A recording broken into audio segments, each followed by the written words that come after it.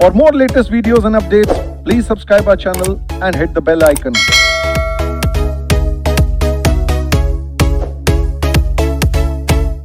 Hello champions, कैसे हैं आप सब लोग? I hope you guys are in the best of your health and spirits. तो गाइज, आज हम लोग डिस्कस करने वाले हैं आरटीपी स्ट्रेटेजिक मैनेजमेंट मई 2024। तो गाइज, बिफोर मैं ये आरटीपी डिस्कस करना शुरू करूं, सबसे पहली चीज मैं आप लोगों को बताना चाह रहा हूं गाइज, इसमें मैं आप लोगों को बीच में आरटीपी के अलावा अपनी बुक, जो मेरी बुक है, वो बुक के एक्सट्रैक्ट जो है, मल्टी कलर्ड बुक है, बहुत बढ़िया खूबसूरत सी किताब है। इस किताब से जो है मैं रेफरेंस लूंगा। हर क्वेश्चन जो आरटीपी में है वो हमारी किताब में ऑलरेडी कवर्ड है। बड़ी पतली सी, बड़ी प्यारी सी, बड़ी छोटी सी, बड़ी सिंपल सी किताब है, और इसको रादर और कैप्सूल साइज में मैंने कॉम्पैक्ट बुक बना रखी है आप लोगों के लिए।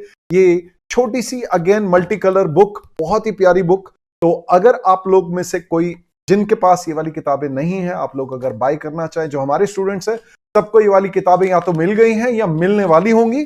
और जो भी हमसे नहीं पढ़ रहे हैं, आप लोग हमारी ये बुक्स, साथ में हमारे क्वेश्चन बैंक भी आप बाय कर सकते हैं, जो कि हमारे लिंक वीडियो के नीचे जो है उससे आप क्लिक करके you can buy these books. तो गाइस, वेरी अमेजिंग बुक्स। आप लोगों को अगर जरूरत पड़े, multi colour, good for revision, good for studying. अभी शुरू करते हैं आरटीपी मई 2024। Here we go. तो गाइज, स्ट्रेटेजिक मैनेजमेंट का पेपर 50 मार्क्स का है। फाइनेंशियल मैनेजमेंट जो है के साथ 50 मार्क्स के साथ स्ट्रेटेजिक मैनेजमेंट 50 मार्क्स का है। और स्ट्रेटेजिक मैनेजमेंट बहुत आसान, बहुत ही इजी, बहुत ही इंटरेस्टिंग। और अब जो है एग्जामिनेशन में क्वेश्चंस जो हैं वो किस तरीके से आने हैं, 15 मार्क का एमसीक्यूज आना है।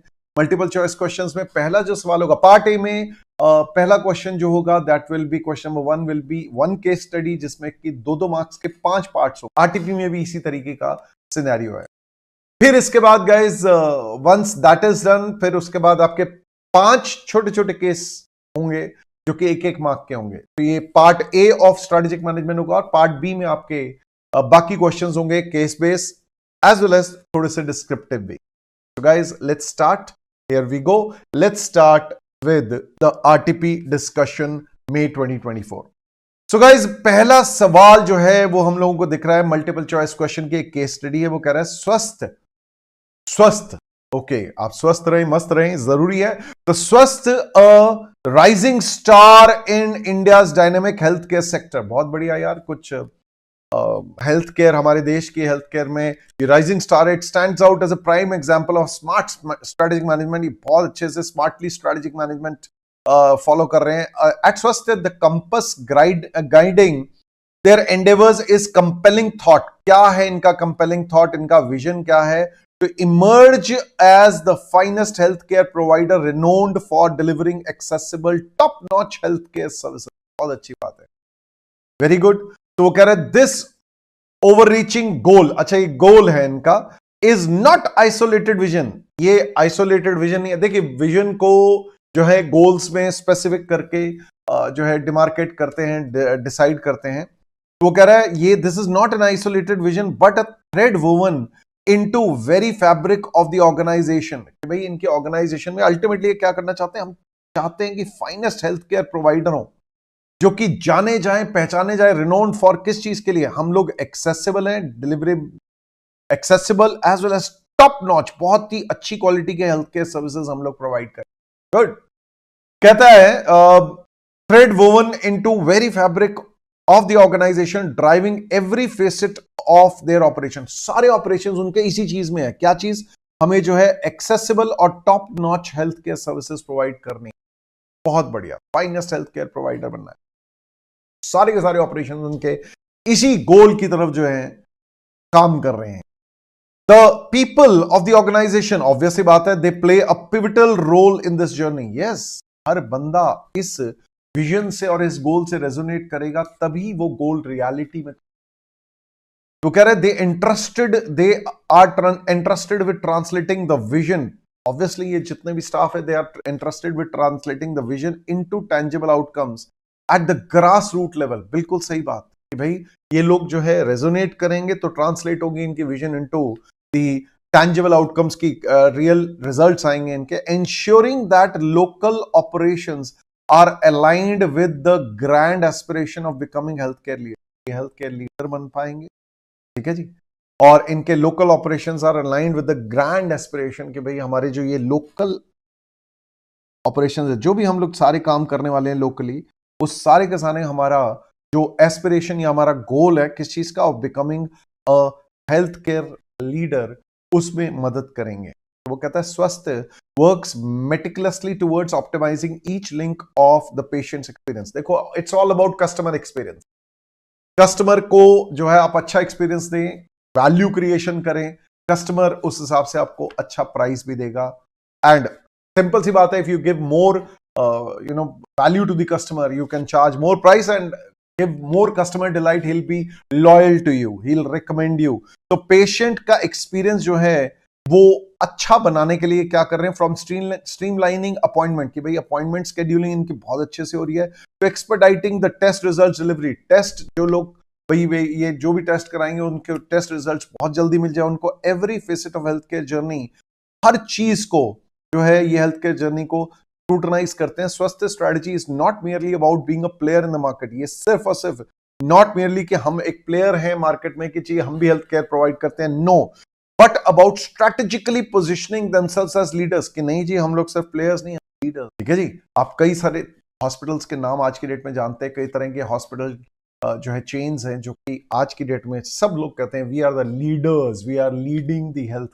अच्छा खैर, कह रहे they proactively recognise the constant innovations that could disrupt in the areas of expertise, कि भाई हम डिसरप्ट करेंगे, डिसरप्शन करेंगे, इनोवेशन करेंगे। कैसे करते हैं, टू काउंटर दिस। देखो भाई आज की डेट में देखो ना, डिजिटली लोग डॉक्टर्स जो हैं वो सर्विसेज प्रोवाइड कर रहे हैं, आपके टेस्ट्स जो हैं डिजिटली करा रहे हैं, और इवन आज की डेट में तो आर्टिफिशियल इंटेलिजेंस को भी यूज करना शुरू कर रहे हैं। एनीहाउ लेट्स, रोबोटिक जो है सर्जरी होती है, बहुत कुछ डिसरप्शन। वो कह रहा है कि भाई दे प्रोएक्टिवली रिकॉग्नाइज कि कांस्टेंट इनोवेशंस होते जा रहे हैं जो कि डिसरप्ट कर सकते हैं इनके एरिया ऑफ एक्सपर्टीज। तो क्योंकि ये अभी जिस चीज में एक्सपर्ट है, कोई इनोवेशन इनको एकदम से पीछे कर दे, क्योंकि वो they have got some excellent way of doing the same thing. पहले पुराने जमाने में भाई जैसे मैनुअली ऑपरेशंस होते थे, रोबोटिक ऑपरेशंस होने शुरू हो रहे हैं आज की डेट में, एंड प्रिसाइज एक्यूरेसी के साथ, ठीक है जी। पहले कभी जैसे लेसिक एक्सेट्रा भी होते थे, वो भी जो है पहले मैनुअली होते थे, अब आज की डेट में लेजर से हो रहे हैं, और and so on and so. तो कह रहे to counter this they introduce value added offerings. तो इन्होंने भी क्या है, इनोवेशन को काउंटर करने के लिए इन्होंने value added offerings such as telemedicine दे रहे हैं, वेलनेस प्रोग्राम्स दे रहे हैं। This addition not only mitigates the risk but also fortifies their long term viability। But obviously बात है यार, लॉन्ग टर्म सस्टेनेबिलिटी आपको करनी है, कॉम्पिटिटिव एडवांटेज क्रिएट करना है, सिर्फ और सिर्फ अपने आप को प्रोटेक्ट नहीं करना है, रादर लॉन्ग टर्म सस्टेनेबिलिटी करने के लिए रादर खुद भी इनोवेशन करनी होगी। Beyond competition ensuring the quality, बहुत जरूरी है, quality and safety of patient care is paramount to at Swasthya. बिल्कुल सही बात है, क्वालिटी और सेफ्टी ऑफ पेशेंट केयर बहुत जरूरी है इनके लिए। स्ट्रिंजेंट हाइजीन प्रोटोकॉल्स, कि भैया अच्छे से हाथ धोएं, एज द केस में भी सैनिटाइज करेंगे, वॉट एवर, मास्क पहने, and so on and so forth, अपने आप को पूरा कवर करें। Equipment, medicine, regiments and adherence to health care regulations form the cornerstone of their business. But obviously बात है नहीं, ये सारी चीजें जो है बहुत ज्यादा ध्यान से देखनी पड़ेगी। इक्विपमेंट की मेंटेनेंस होनी चाहिए ढंग से, हाइजीन प्रोटोकॉल्स बहुत स्ट्रिंजेंट या स्ट्रिक्ट है, एडहरेंस टू हेल्थ केयर रेगुलेशंस, ये सारे के सारे जो है इनके बिजनेस के लिए बहुत पैरामाउंट है, बहुत इंपॉर्टेंट है। कहते हैं in parallel the organisation meticulously undertakes regular assessments कर रहे हैं as a central element of its decision making apparatus। बहुत बढ़िया है, रेगुलरली जो है ये असेसमेंट करेंगे, regular assessment as a central element of the decision making apparatus। This forward looking exercise है जी, this forward looking exercise encompasses identifying and assessing potential risk. इन्हें बहुत जरूरी है यार, देखो ऐसा नहीं, बात सुन, रिस्क असेसमेंट करना बहुत ज्यादा, अलग अलग तरह के रिस्क होते हैं, स्ट्रैटेजिक रिस्क बहुत ज्यादा जरूरी है कि आप जो है असेस करें। In parallel the organisation meticulously undertakes regular assessment करेंगे किस चीज की, डिसीजन मेकिंग apparatus, कि भाई हम डिसीजन जो लेते हैं किस चीज पे बेस करके हमारे मैक्रो और माइक्रो एनवायरमेंट को देख के चलेंगे हम लोग, ठीक है जी। हम इंडस्ट्री को देख के चलेंगे, हम लोग ओवरऑल इकोनॉमी को देख के चलेंगे, हम लोग अपनी कंपनी को देख के चलेंगे, सारे एस्पेक्ट्स को देख के चलेंगे। The forward looking exercise encompasses identifying assessing potential risk such as regulatory changes हो गए हैं जी, या मेडिसिनल मैल प्रैक्टिस वनरेबिलिटीज हैं, या शिफ्ट्स इन मार्केट डायनेमिक्स, या all of which could have far reaching consequences. तो इसीलिए अपने आप को जो है रिस्क को मैनेज करने के लिए पूरी तरीके से तैयार होकर चलते हैं। They do the regular assessment, risk assessment करके चलते हैं। The implementation of Swasthya strategy is steered by McKinsey 7S model, जिसमें कि ये कह रहा है which ensures the harmonious alignment of 7 critical elements. कौन कौन से 7 क्रिटिकल एलिमेंट्स? एक स्ट्रेटजी, एक structure, system, shared values, skills, style and staff. इन 7S को जो है ये हार्मोनियसली अलाइन करते हैं, एज द केस में भी, कि इनकी स्ट्रेटजी, इनका ऑर्गेनाइजेशन स्ट्रक्चर, इनका सिस्टम, इनकी शेयर्ड वैल्यूज, वैल्यू शेयरिंग से शेयर्ड वैल्यूज ज्यादा जरूरी होती हैं। देन इसके बाद जो है इनके स्किल्स, इनका स्टाइल, एज द केस में भी, ये सारी चीजें। देन इसके बाद क्या कह रहे हैं? It emphasises that the success of long-term objective is contingent on synchronization of these 7 elements. But obviously बात है, ये synchronize होने चाहिए 7 elements, तभी इनके long-term objectives जो हैं वो successful हो पाएंगे, as the case में भी successfully achieve हो पाएंगे। Reinforcing the idea that the strategic management is not a compartmentalized process but a comprehensive activity. Swasthya's and a strategic journey through India's healthcare landscape is tantamount to seamless integration of core management concepts guiding its actions, strategies while keeping its vision intent at its। ठीक है दोस्तों, ये हमने case study पढ़ी।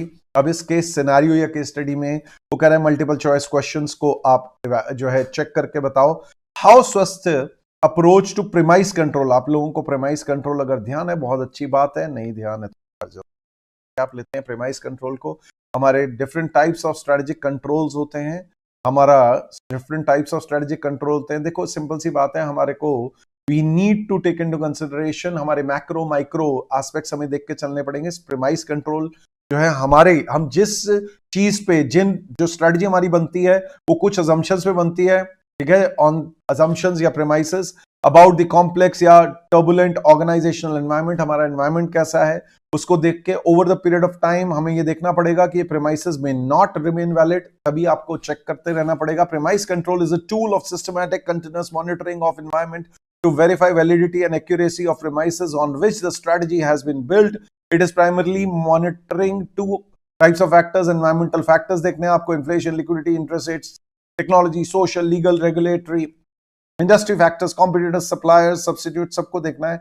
Different premises जो हैं may be different, may require different amount of control and so on। तो अब वो हमें क्वेश्चन में क्या कर रहा है, वापस आते हैं। वो कहता है हाउ डज स्वास्थ्य अप्रोच टू प्रीमाइस कंट्रोल। हम जो है अपने आप को प्रोटेक्ट करना चाह रहे हैं रिस्क से, ठीक है, including stringent hygiene protocols and equipment maintenance contribute to long term objectives and which concept does it align with. भाई बड़ी सिंपल सी बात है, देखो मेरी बात सुनो, ये क्या करना चाह रहे हैं, स्ट्रिंजेंट हाइजीन प्रोटोकॉल्स लेके चल रहे हैं। भैया हमें कहीं लीगल कोई हासिल ना पड़े, या हाइजीन के चक्कर में इन्होंने जो है गलत इलाज कर दिया, या इक्विपमेंट मेंटेनेंस इनकी ढंग से नहीं थी तो गड़बड़ हो गई। Contribute to their long term objectives कि भाई ये जो है top notch health care services provide कराना चाहते हैं। तो वो कह रहा है it reduces immediate cost and lines with the strategic risk assessment. नहीं भाई साहब, it safeguards quality, yes of course, aligns with the strategic risk, yes of course, strategic risk को ही तो हम लोग असेस कर रहे थे, yes yes yes. It enhances immediate profitability, ना काका, no no no no no, and aligns shared values, no no no.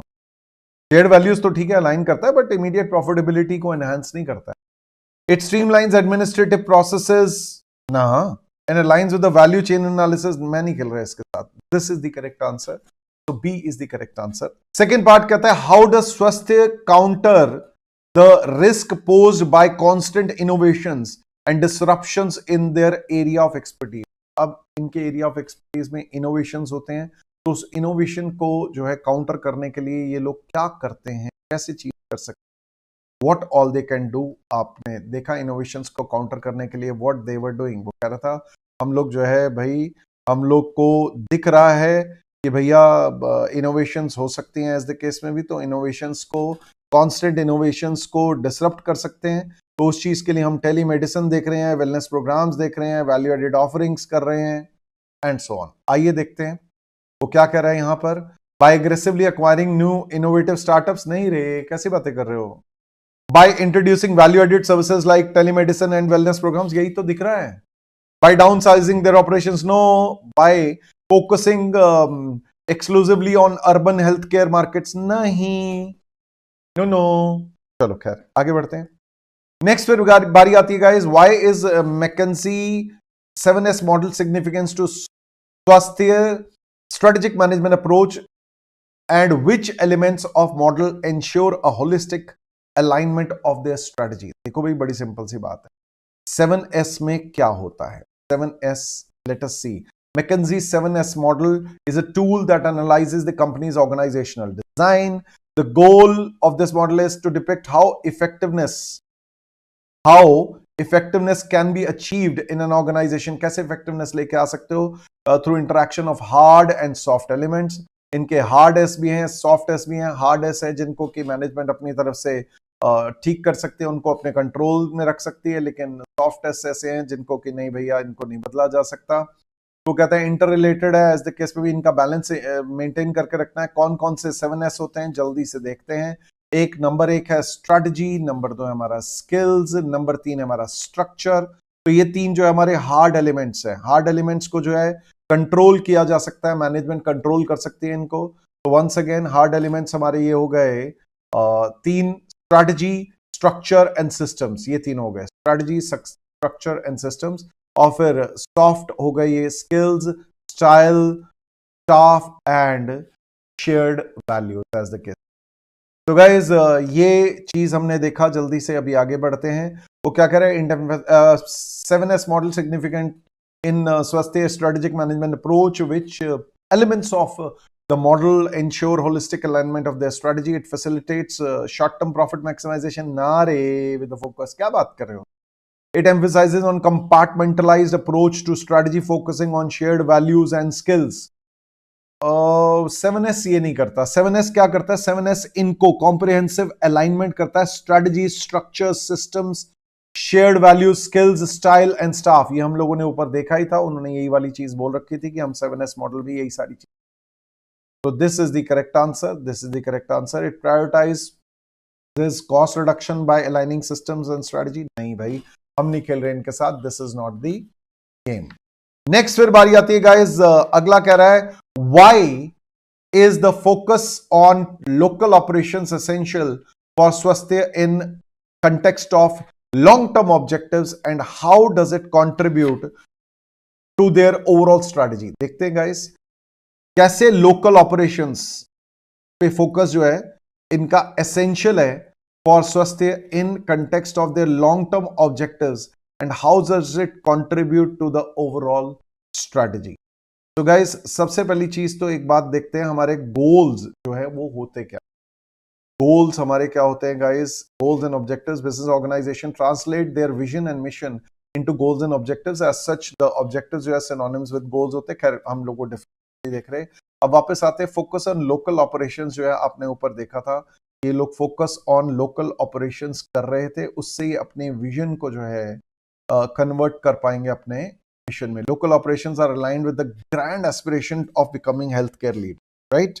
Next, तो इनका जो है ये लोकल ऑपरेशंस पे फोकस करके ही ये अपने जो ग्रैंड ऑब्जेक्टिव है कि भाई हम हेल्थ केयर सेक्टर में लीडर बनना चाहते हैं उसको अचीव कर पाएंगे। तो क्या कह रहे हैं हमें, it reduces strategic risk by minimising the need for strategic risk assessment. ना काका, it aligns their commitment to the immediate profitability. मतलब नहीं बनता, ऐसा उनका है ही नहीं। प्रॉफिटेबिलिटी वैसे भी बाय प्रोडक्ट होता है। It translates organisation's vision into tangible outcomes and aligns their long-term objective। This is the correct answer। It diversifies their portfolio and aligns with the competitive landscape analysis। नहीं भाई, no। तो last part करते हैं। Last part में देखिए क्या कह रहा है, कहता है the case talks about scrutiny of every facet of the health care. बिल्कुल सही बात है। जर्नी सारी चीजें कहां से कि भाई वो बुकिंग करा रहे हैं, से टेस्ट रिजल्ट उनके जल्दी आ रहे हैं, से उनका जो इलाज ठीक से हो रहा है, and so on and so forth. तो वो कह रहा है it also emphasises the fact that the people of the organisation, yes the people of the organisation play a pivotal role in the journey, in this journey. Based on your reading, which level of management has most crucial part to play here to ensure the sense of customer first is imbibed in the organization? देखिए दोस्तों, बड़ी simple सी बात। सबसे पहली चीज तो top management, C suite, top management which sets the tone strategy in the organisation. या टॉप मैनेजमेंट ये काम नहीं करती, वो तो इनके जो लोअर स्टाफ है, जो पीपल ऑफ द ऑर्गेनाइजेशन है, भैया आपकी मिडिल मैनेजमेंट जो है वो ये रोल प्ले करती है। तो अब अगर नेक्स्ट पढ़ें गाइस, कॉर्पोरेट लेवल मैनेजर्स थे, ठीक है जी, ये लोग जो है डिफाइन करते हैं vision, mission, goals, what business we are in, हम क्या कर रहे हैं, एलोकेट करते हैं रिसोर्सेज, फॉर्मुलेट करते हैं स्ट्रेटजीज, फिर प्रोवाइडिंग लीडरशिप। लेकिन अल्टीमेटली क्या है, बिजनेस लेवल मैनेजर्स या मिडिल लेवल मैनेजर्स जो है ये क्या करते हैं, इनका स्ट्रेटेजिक रोल होता है to translate the general statements and direction जो कि ऊपर से आ रही है कॉर्पोरेट लेवल से, to concrete strategies for individual business. तो इनके बिजनेस के लिए भी अल्टीमेटली ये काम कौन कर रहा है, टॉप मैनेजमेंट नहीं कर रही भाई, middle management, yes, divisional managers who have the responsibility of translating the strategy into real time objectives, yes, ये लोग वो करवा रहे हैं। Functional managers who actually do the work on the field, भाई इन्हीं से करवाया जा रहा है, यस, इनको ट्रांसलेट करके, उनकी विजन जो है ट्रांसलेट करके। तो मैं ये नहीं कहूंगा कि दे आर डूइंग इट, ये करवाया जा रहा है, मिडिल मैनेजमेंट करवा रही है। Board of directors who are responsible for wealth creation of shareholders नहीं। तो that finishes off first question. अब बढ़ते हैं आगे guys, let's deal with the next question, second question.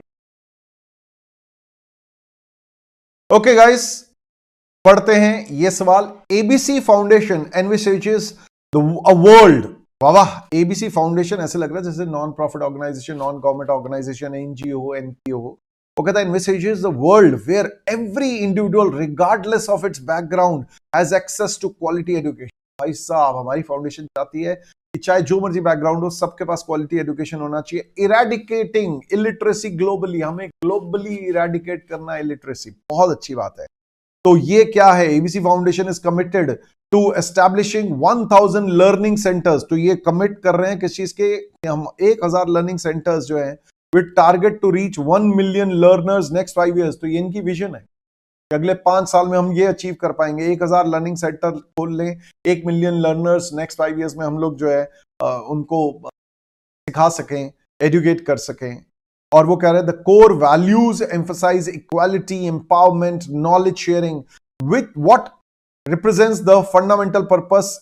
Fundamental purpose क्या है, and long term aspirations of ABC foundation. तो guys, हमारा विजन जो होता है वो होती है कि हम मैनेजमेंट किस तरह की कंपनी बनाना चाह रही है, हम क्या करना चाह रहे हैं, हम क्या कैपेबिलिटीज प्लान कर रहे हैं डेवलप करने का, हम किस जियोग्राफिक लोकेशन में और किस प्रोडक्ट को मार्केट में रहेंगे, क्या टेक्नोलॉजी, कौन से कस्टमर पे फोकस करेंगे। तो विजन अपने आप में क्या चीज होती है, very early in the stage of making strategy making process, the company's senior managers must consider the issue, what directional path the company should take, what changes in the company's product, market, customer, technology focus would improve the current market position and future prospects. Deciding to commit the company to one path versus the other pushes the managers to draw carefully reasoned conclusions. कैसे अपना business करें, किस तरह के market, किस तरीके से अपने आप को मार्केट में पोजीशन करें। So let us see guys one by one, here we go. तो ये है क्या, ये विजन है। This is vision, this is not values, this is not mission, this is not goals and objectives. ठीक है जी, हमें इरेडिकेट करने इलिटरेसी, हमें 1000 लर्निंग सेंटर्स खोलने, हमें 1 मिलियन लर्नर्स को अगले 5 साल में जो है हमें पढ़ाना है, सिखाना है, व्हाटएवर यू मे से। अब बढ़ते हैं आगे। Okay guys, the next question, Kanika known as desi Taylor Swift. Okay, Taylor Swift is a very famous singer. तो देसी मतलब हमारे देश की हो गई, ठीक है जी। Launch the lipstick brand colour. तो बहुत सारे जो है इन्फ्लुएंसर्स हैं एंड सिंगर्स जो हैं उनके अपने लिपस्टिक ब्रांड, हीरो हीरोइंस, बहुत तरह के हीरोइंस के तो खासकर। Amongst the intense global and domestic competition, global competition भी है, डोमेस्टिक कंपटीशन भी है, बट कनिका जो है ने अपने लिपस्टिक ब्रांड कलर जो है लॉन्च किया एज द केस में भी, और वो क्या करें, despite the lack of ground work, बहुत ज्यादा उन्होंने ग्राउंड वर्क नहीं किया, still substantial 45 million social media following है उसकी, 4.5 करोड़ है जी।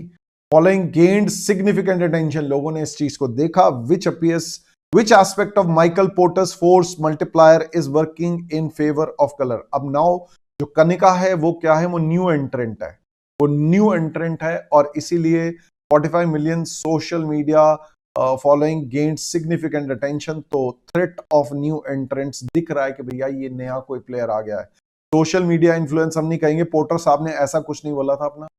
पोर्टर साहब का अगर आपको ध्यान है, बहुत अच्छी बात है, if you remember 5 forces model, 5 forces में क्या 5 फोर्सेस थी, जल्दी से यहां पे ये दिखा देते हैं, here we go. 5 forces, number एक तो इंडस्ट्री के अंदर की राइवलरी, यहां इंडस्ट्री की राइवलरी की तो बात ही नहीं हो रही, देन बायर का प्रेशर कुछ नहीं है, सप्लायर का प्रेशर कुछ नहीं है, फर्म्स अदर जो सब्स्टिट्यूट प्रोडक्ट्स प्रोवाइड कर रही हैं उसका कुछ नहीं, ये पोटेंशियल न्यू एंट्रेंट हैं, they are potential new entrant, and that is what we are talking about, threat of new entrants, मतलब as the case में भी they are the new entrants. Suppliers bargaining power no, buyers bargaining power no. अब बढ़ते हैं आगे guys, next part, next question.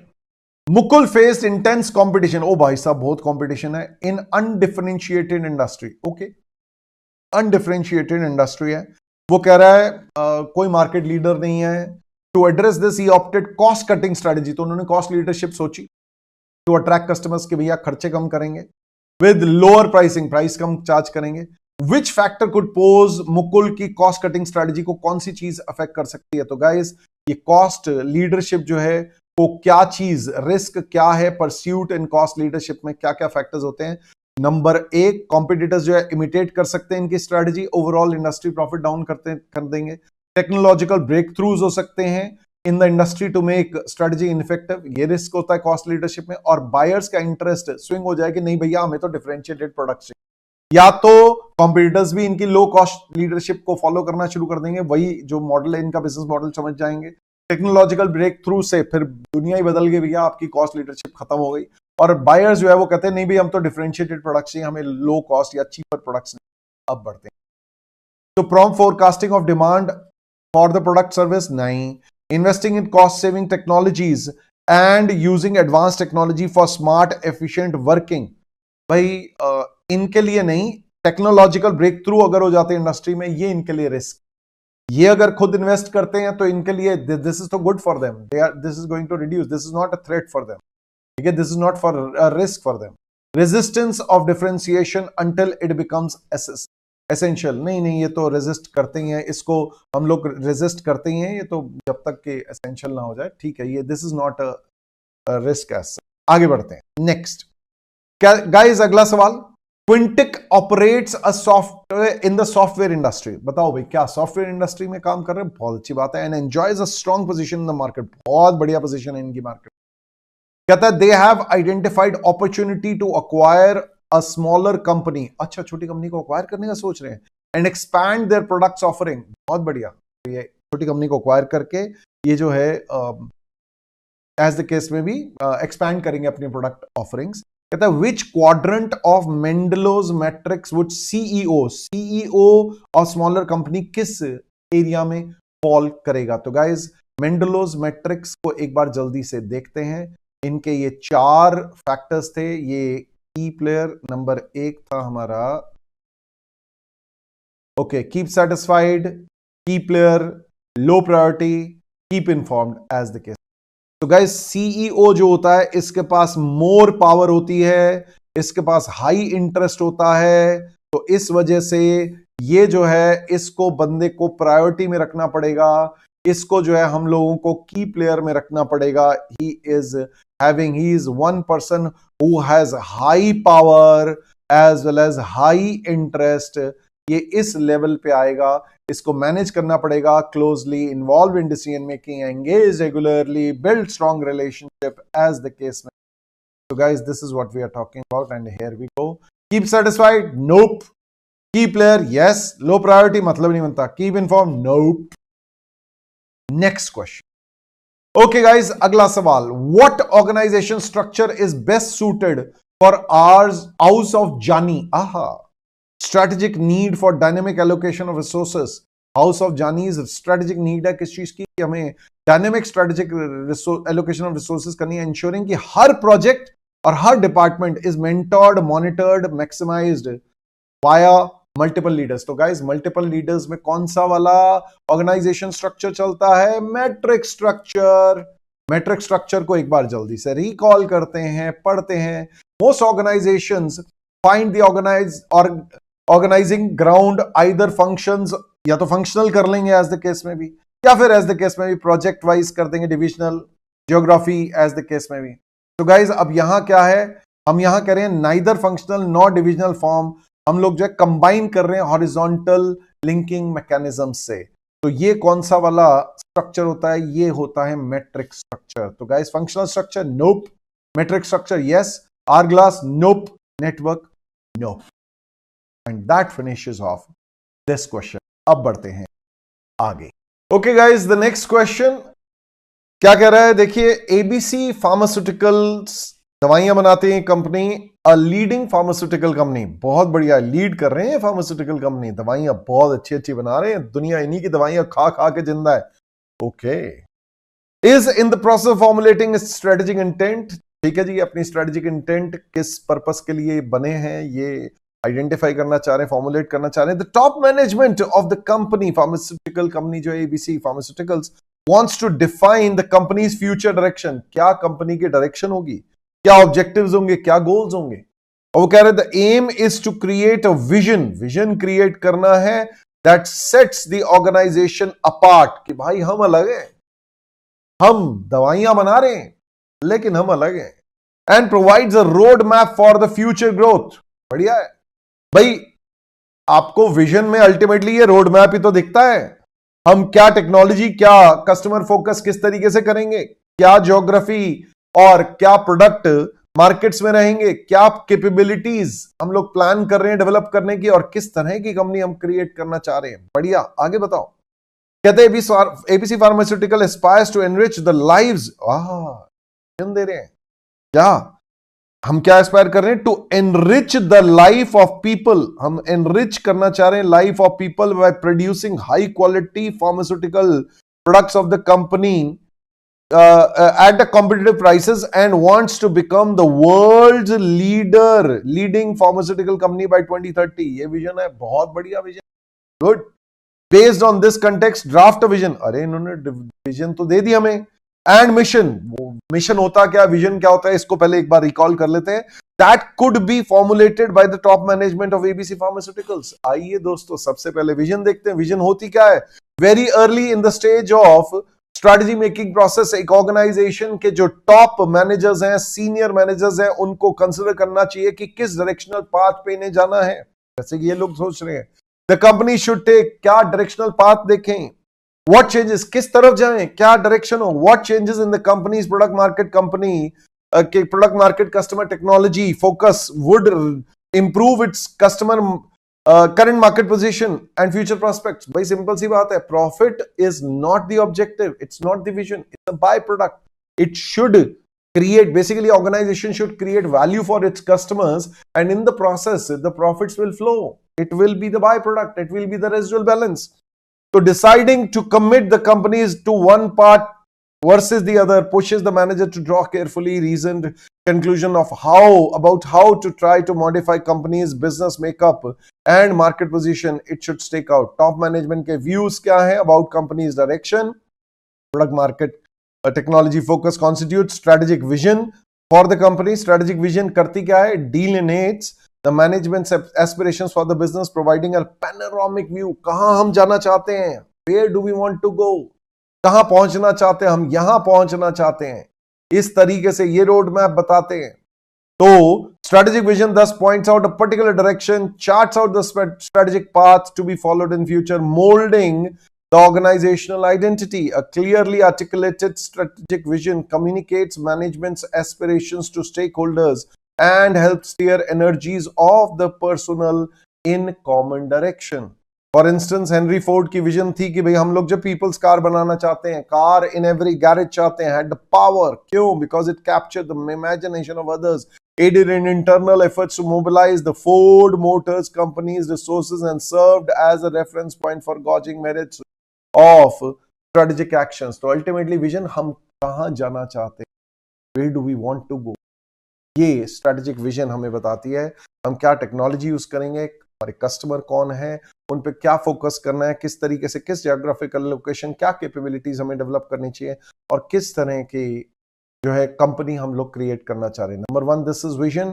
Number 2 let's talk about mission. आइए दोस्तों mission की बात करते हैं. तो मिशन को कैसे डिफाइन किया जा सकता है? मिशन को ऐसे डिफाइन किया जा सकता है हम क्या कर रहे हैं, what do we do.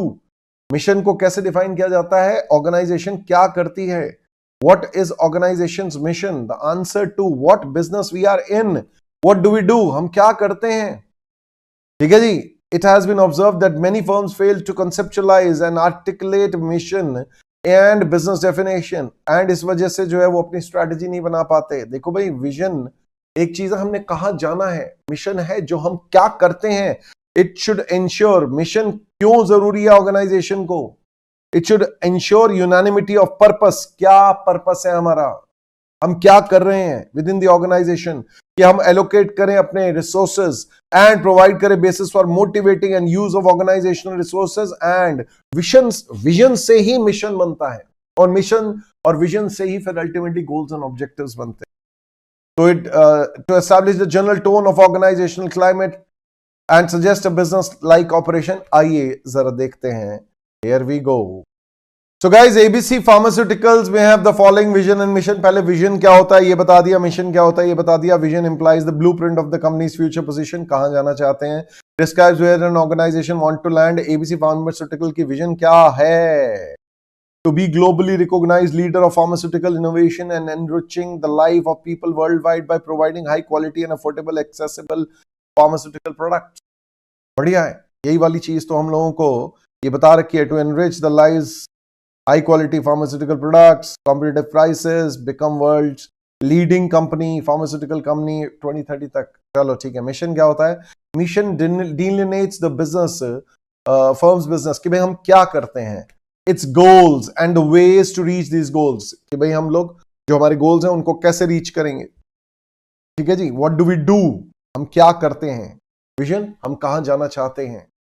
it explains the reason for its existence, कि हम क्यों हैं, जिंदा क्यों हैं, ये बिजनेस एंटिटी ये काम क्या कर रही है, एबीसी फार्मास्यूटिकल सोसाइटी में क्या पर्पस सर्व कर रही है. It is designed to help potential shareholders and investors understand the purpose of the company. ABC pharmaceutical जो है may identify vision mission in the following line. Mission कैसे identify कर सकते हैं? To improve well being of individuals communities by relentlessly pursuing excellence of pharmaceutical research and development. तो भैया R&D कर रहे हैं हम लोग और मैन्युफैक्चरिंग कर रहे हैं हम लोग. बढ़िया है. ठीक है जी. वेल बीइंग ऑफ इंडिविजुअल्स कर रहे हैं, कम्युनिटीज का वेल बीइंग कर रहे हैं, हम एक्सीलेंस लाना चाह रहे हैं फार्मास्यूटिकल में. Committed to producing safe, effective, sustainable medicine, address the unmet medical needs. कई ऐसी चीजें जो कि अभी कई ऐसी बीमारियां जिसका इलाज नहीं है, हम लाएंगे. Enhance the quality of life of patients, for patients through innovation. Innovate करेंगे, कोलैबोरेशन करेंगे एथिकल प्रैक्टिसेस से. We aim to make positive impact on global health care. Positive impact डालना है ग्लोबल हेल्थ केयर पे. And become the trusted partner of health care providers, patients like.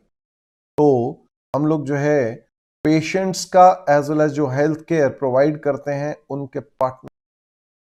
बहुत बढ़िया, ये हम काम करते हैं. तो इस तरह का आप कुछ भी अपना मिशन जो है अपनी तरफ से डिजाइन कर सकते हैं. विजन तो उन्होंने मोर और लेस हम लोगों को दे ही दिया. अब बढ़ते हैं आगे. Okay guys, let's deal with the next question. Define strategic management, also discuss the limitations of strategic management. तो देखिए दोस्तों, स्ट्रेटेजिक मैनेजमेंट है क्या, स्ट्रेटेजिक मैनेजमेंट को कैसे डिफाइन कर सकते हैं. Strategic management process is a set of activities. Strategic management process है क्या? Set of activities. किस तरह की सेट ऑफ एक्टिविटीज? इस तरह की सेट ऑफ एक्टिविटीज जो कि मैनेजर्स अंडरटेक करते हैं to put the firm in the best possible position, compete कर सके successfully in the market place, हम जीत सकें, उसके लिए सेट ऑफ एक्टिविटीज करते हैं। Strategic management is made up of several distinctive activities. किस तरह की एक्टिविटीज?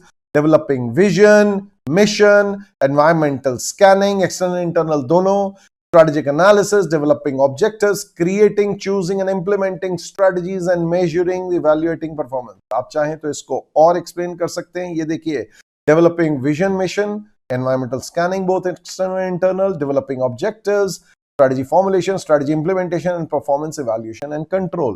Ultimately आप और बहुत सारी चीजें कह सकते हैं। स्ट्रेटेजिक मैनेजमेंट के बारे में आप कह सकते हैं स्ट्रेटेजिक मैनेजमेंट है क्या? It refers to an managerial process of developing strategic vision, setting objectives, वही वाली चीजें।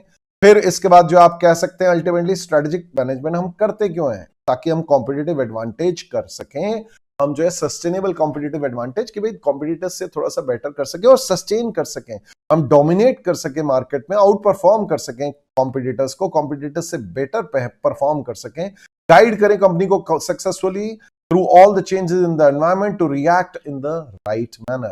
So guys, ये आप इस तरीके से इसको कह सकते हैं। आइए वापस से पढ़ते हैं। Define strategic management and also determine, हम लोगों को क्या करना है, हमें इनकी लिमिटेशंस भी बतानी है। आइए इनकी लिमिटेशन से बताते हैं। Here we go। लिमिटेशन। तो guys limitations of strategic management अगर हम लोग बोलें तो limitations of strategic management goes something like this. Environment जो है हाईली कॉम्प्लेक्स और टर्बुलेंट है, टाइम कंज्यूमिंग प्रोसेस है, स्ट्रेटेजिक मैनेजमेंट कॉस्टली प्रोसेस है और डिफिकल्ट टू एस्टिमेट कस्टमर्स जो है कॉम्पिटिटर्स रिस्पॉन्स के। भाई हमने तो स्ट्रेटेजी बंद कमरों में बना ली, लेकिन हमारा कॉम्पिटिटर कैसे रिएक्ट करेगा पता नहीं। एनवायरनमेंट हाईली कॉम्प्लेक्स है, टर्बुलेंट है, बहुत मुश्किल है अंडरस्टैंड करना कि कॉम्प्लेक्स एनवायरनमेंट कैसे होगा, क्या करेगा, गवर्नमेंट किस तरीके से रिएक्ट करेगी, एक्सटर्नल फैक्टर्स कैसे होंगे, कस्टमर्स किस तरीके से रिएक्ट करेंगे। बहुत तरह के हमने जो है केस स्टडीज देखी, जैसे जूल लेके आए कंपनी जो है एक प्रोडक्ट जिसमें कि उन्होंने सिगरेट को कहा बंद करेंगे, लेकिन अल्टीमेटली गवर्नमेंट ने कैसे रिएक्ट किया, अलग अलग स्टेट्स ने कैसे रिएक्ट किया and so on and so forth. तो बहुत सारी चीजें देखनी पड़ती है। टाइम कंज्यूमिंग प्रोसेस है, कॉस्टली प्रोसेस है और last but not the least difficult कि भाई हम लोग तो बंद कमरों में अपना जो है प्लान बना रहे हैं, लेकिन कॉम्पिटिटर किस तरीके से उसको रिएक्ट करेगा we do not. So let us read the answer. तो गाइस स्ट्रेटेजिक मैनेजमेंट को कैसे डिफाइन किया जा रहा है? Managerial process of developing strategic vision, setting objectives, crafting strategy, implementing, evaluating the strategy, initiating corrective adjustments where deemed appropriate.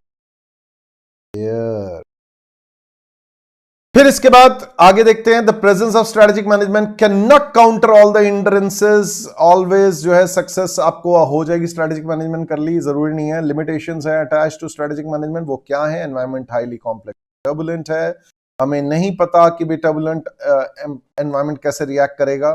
The organizational estimate about its future shape may awfully go wrong, jeopardize all strategic plans. कैसे भैया? Suppliers कैसे deal करें, customers किस तरीके से react करें, government कैसे, external factors कैसे रिएक्ट करें, पता नहीं है। Strategic management is a time consuming process. भैया आपको अल्टीमेटली इसमें स्ट्रेटजी को सेटअप करने के लिए बहुत lot of time preparing, communicating strategies, और ये इंपीड कर सकता है daily operations, negatively impact the routine. Strategic management is a costly process. Strategic management जो है लॉट ऑफ एक्सपेंसेस लगते हैं इसमें, बहुत सारे खर्चे होते हैं, एक्सपर्ट स्ट्रेटेजिक प्लानर्स लगते हैं इसमें, नीड टू बी एंगेज्ड, जो कि आपके एक्सटर्नल इंटरनल एनवायरनमेंट को स्टडी करेंगे और डिवाइस करेंगे स्ट्रेटजी प्रॉपरली इंप्लीमेंट करने के लिए। These are really costly. Limited resources हैं हमारे पास, पर्टिकुलरली स्मॉल मीडियम एंटरप्राइजेस में स्ट्रेटजीज जो है compete करने के लिए बहुत ज्यादा जो है हमें समय और खर्चा दोनों लग सकता है। ये आप देख सकते हैं, यही सारी चीजें यहाँ पर लिखी हुई है कि भैया कॉस्टली प्रोसेस है, रिक्वायर्स एक्सपर्ट्स, दीज एक्सपर्ट्स जो है require good amount of money. Similarly time consuming process है भाई, आप जो है ऑर्गेनाइजेशन जो है spend a lot of time preparing, communicating and so on. वापस आते हैं। देन कंपटीशन अनप्रेडिक्टेबल है भैया, हमें नहीं पता कि वो कैसे, it is difficult to clearly estimate कि कॉम्पिटिटर्स हमारा कैसा रिएक्ट करेंगे, वी डू नॉट। ठीक है guys? Okay guys, the next question. Riya Sharma owns a confectionery business in Jaipur. Jaipur में इनका कन्फेक्शनरी बिजनेस है, specialising in homemade chocolates and candies. वाह वाह, होममेड चॉकलेट्स एंड कैंडीज, बहुत बढ़िया। कहता है despite holding substantial market share, बहुत मार्केट शेयर है इनका सेंट्रल रीजन में, लेकिन स्टिल इनके बिजनेस में काफी डिक्लाइनिंग सेल्स इन्होंने देखी है। और वो कह रहा है over the last few years concerned about the market dynamics. Riya जो है उन्होंने मैनेजमेंट एक्सपर्ट को बोला कि गाइड करो, प्लीज हेल्प करो हमें। कंसल्टेंट ने रिकमेंड किया कि हम आपको कॉम्प्रिहेंसिव अंडरस्टैंडिंग के लिए कह रहे हैं कॉम्पिटिटिव लैंडस्केप को समझो, explain the steps to be followed, जो कि रिया शर्मा को अंडरस्टैंड करने के लिए competitive landscape to address the sales decline. भैया कॉम्पिटिटिव लैंडस्केप होता कौन है, क्या होता है, आपको आइडेंटिफाई करना पड़ेगा कि भैया कौन कॉम्पिटिटर है आपके, आपको अंडरस्टैंड करने पड़ेंगे कॉम्पिटिटर, आइडेंटिफाई करो, अंडरस्टैंड करो उनको, उनकी स्ट्रेंथ्स देखो, उनकी वीकनेसेस देखो और फिर उसकी सारी इंफॉर्मेशन को पुट टुगेदर करो। इसको आप और डिटेल में पढ़ सकते हैं। Identify the competitor, identify competitors कौन है फर्म की इंडस्ट्री में, और actual data about their respective market share. Ultimately आपको भाई कॉम्पिटिटर एक तो वो है जो डायरेक्ट कॉम्पिटिटर है, इवन चॉकलेट्स जो है, नॉट नेसेसरी सिर्फ चॉकलेट्स, मिठाई से भी जो इनका कंपटीशन है। अंडरस्टैंड करो कॉम्पिटिटर्स को, use the market research report, internet newspaper, social media, industry reports, various other sources to understand product and services.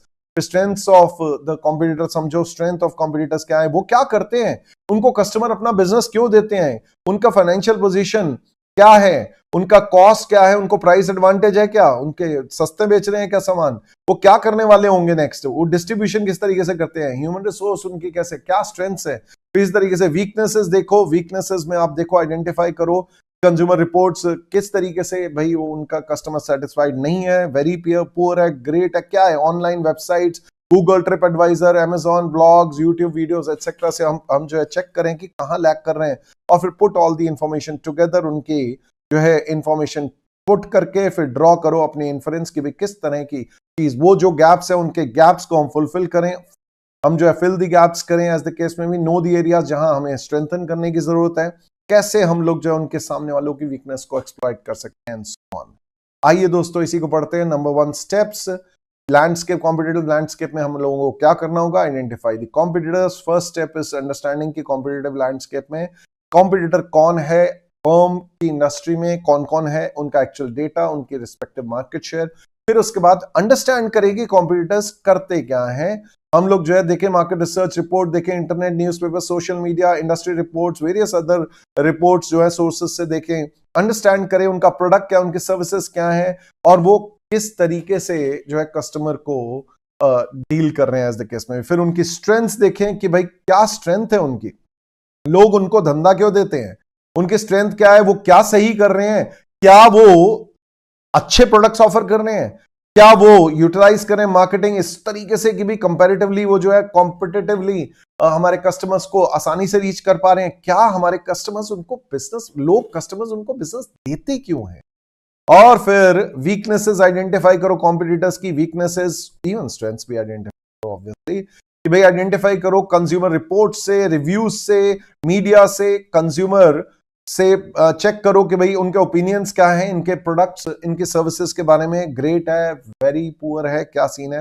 और फिर finally put all the information together कि भैया ये देखो कॉम्पिटिटर्स की सारी इंफॉर्मेशन को इकट्ठा करके ड्रॉ इन्फ्रेंस कि भैया क्या नहीं ऑफर कर रहे वो लोग, क्या चीज है उनके जो गैप्स हैं हम उसको फिल करें।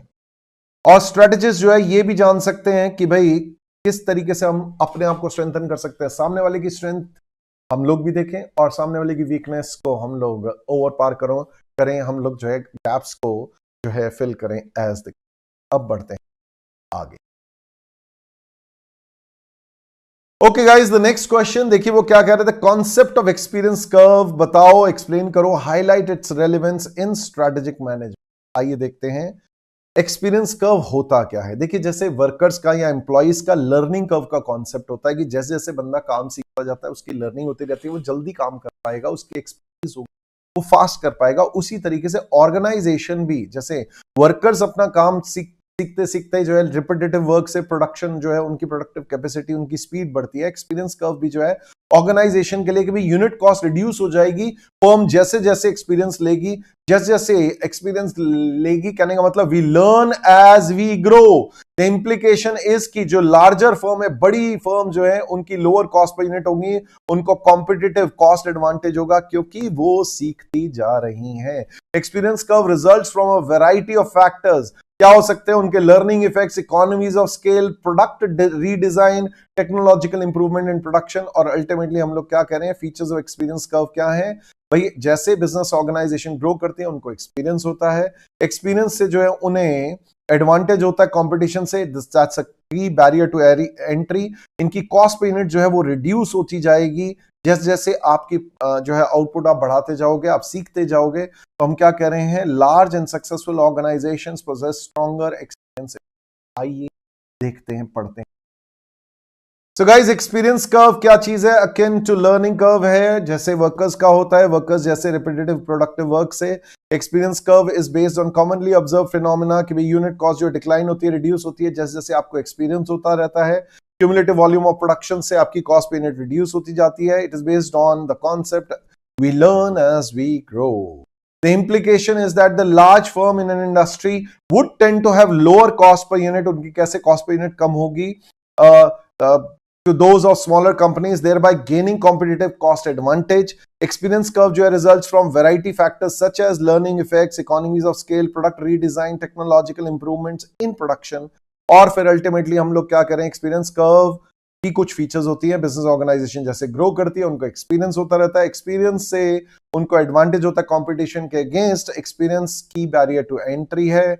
लार्ज एंड सक्सेसफुल ऑर्गेनाइजेशन को बहुत अच्छा एक्सपीरियंस इफेक्ट होता है। एज टिपिकल एक्सपीरियंस कर्व जो है इस तरीके से दिखाया जा सकता है, कॉस्ट पे यूनिट कम होती जाती है जैसे जैसे आपकी प्रोडक्शन बढ़ती जाएगी। As the business grows it understands the complexities, benefits from its experiences. The concept of experience curve relevant है, क्यों? क्योंकि कई तरह के एरियाज में स्ट्रेटेजिक मैनेजमेंट में जैसे आपको ultimately barriers for new firm होगा कि भाई हमें एक्सपीरियंस है, सामने वाले को नहीं है, तो that will be an advantage for us, और मतलब दी सीनियर या जैसा भी companies already doing business contemplating entry in the industry. It is also used to build market share and discourage competition. अब बढ़ते हैं आगे। Okay guys, the next question देखिए क्या कह रहा है। ABC limited is a beverage manufacturing company. बढ़िया है यार, ये लोग जो है कुछ सॉफ्ट ड्रिंक्स एक्सेट्रा बना रहे हैं।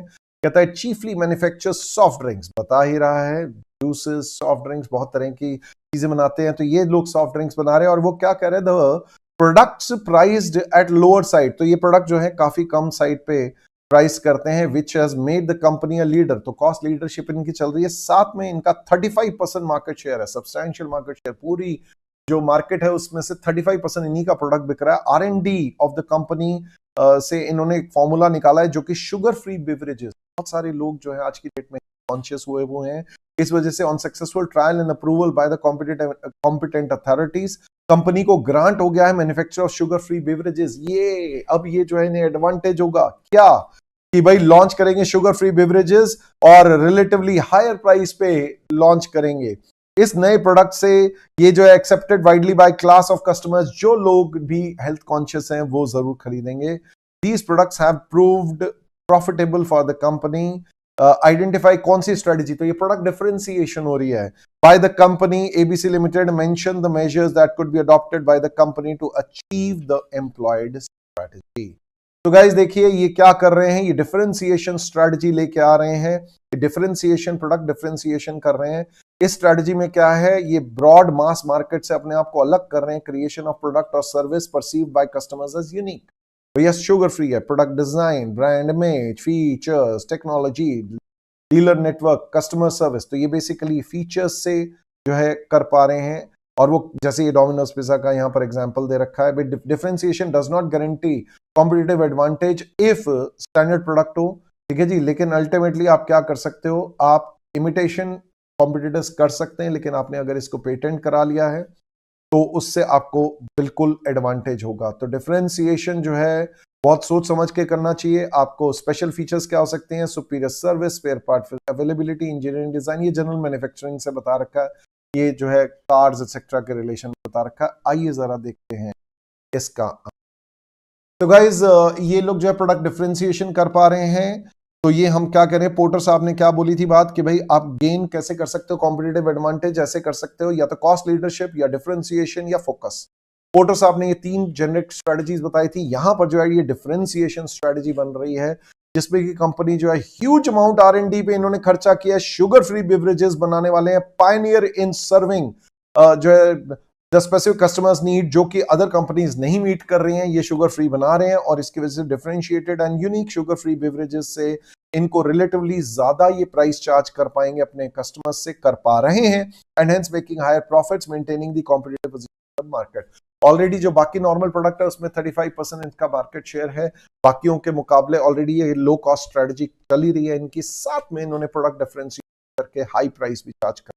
शुगर फ्री बेवरेजेस जो है ABC limited is being accepted widely by class of customers, बहुत सारे लोग जो भी हेल्थ कॉन्शियस हैं ब्रॉड मास मार्केट में।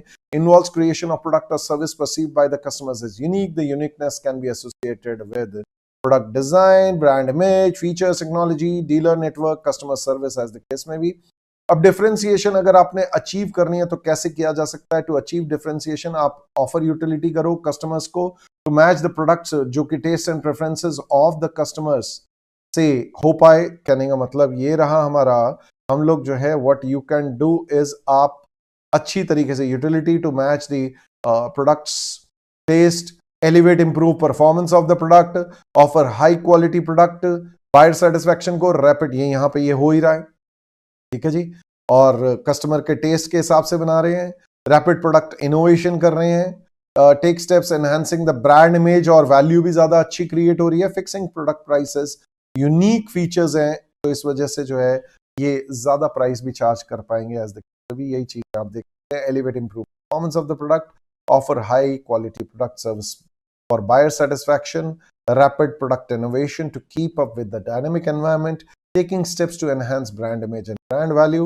fixing product prices based on unique features of product and buying capacity of customer। तो उनसे ज्यादा प्राइस भी चार्ज कर पाएंगे। आपने इनोवेट किया, शुगर फ्री बनाया, एज द केस में भी आपकी इमेज भी बहुत बढ़ रही है, आपका ब्रांड वैल्यू भी और बेटर हो रही है, you are offering something which others are not offering, and अब बढ़ते हैं आगे।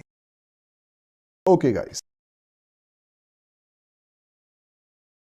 Guys, the next question. There are 4 specific criteria. There are 4 specific criteria of sustainable competitive advantage that the firms can use to determine those capabilities that are known as core competencies.